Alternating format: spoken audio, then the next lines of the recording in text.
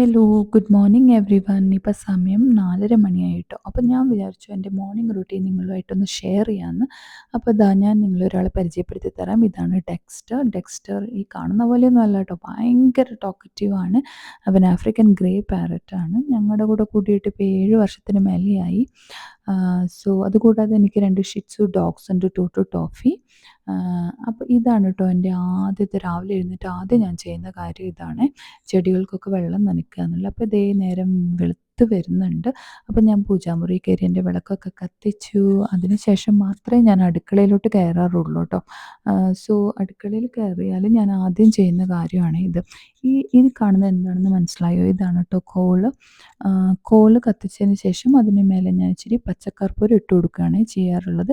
അപ്പം അങ്ങനെ ചെയ്താൽ നല്ലൊരു സുഗന്ധം, ആ പച്ചക്കർപ്പൂരത്തിൻ്റെ സുഗന്ധം കുറേ നേരം ഇങ്ങനെ ആ കോള് കത്തിത്തീരുന്നതിനനുസരിച്ച് അതിങ്ങനെ ആ സുഗന്ധം, നല്ലൊരു സുഗന്ധം റൂമിലാകെ സ്പ്രെഡാവും ട്ടോ. റൂം മാത്രമല്ല, വീട് മൊത്തം കർപ്പൂരത്തിൻ്റെ ആ ഗന്ധം ഉണ്ടാവും ട്ടോ.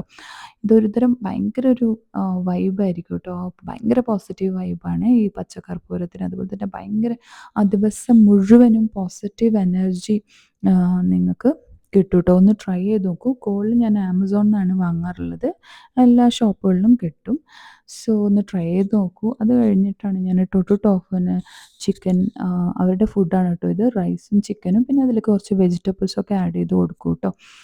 ഇത് നമ്മുടെ ഡെക്സ്റ്ററിൻ്റെ ഫുഡാണ് കേട്ടോ. സൺഫ്ലവർ സീഡാണ് അവനിഷ്ടം. അതുപോലെ തന്നെ കാഷ്യൂ നട്ടും പീനട്ടും കൊടുക്കും. പിന്നെ കുറച്ച് ഫ്രൂട്ട്സ് വേറെയും കൊടുക്കാറുണ്ട്. അപ്പോൾ ഈ കാഷ്യൂ നട്ട് ഡെക്സ്റ്ററിൻ്റെ ഫുഡിൽ നിന്നൊരു ഷെയർ വേണം എന്നുള്ളത് ഇവർ 2 പേർക്കും നിർബന്ധമാണ്. ഡെക്സ്റ്ററിന് എപ്പോൾ ഫുഡ് എടുക്കുമ്പോഴും കാഷ്യൂ നട്ട്സ് രണ്ടെണ്ണം അവർക്ക് കൊടുക്കണേ. അപ്പോൾ അതവർക്ക് നിർബന്ധമുള്ള കാര്യമാണ്. അപ്പോൾ അത് കഴിഞ്ഞപ്പോൾ ഓക്കെ, ഞാൻ എൻ്റെ ചായയുടെ പരിപാടി നോക്കുകയാണ് കേട്ടോ. ചായയുടെ വെള്ളം തിളച്ച് കഴിഞ്ഞു ഇപ്പം.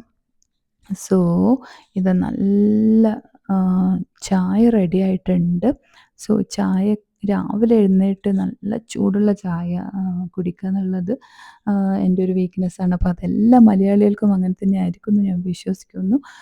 ചായയുടെ ആ രാവിലത്തെ ആ ഒരു എനർജിയാണ് കേട്ടോ.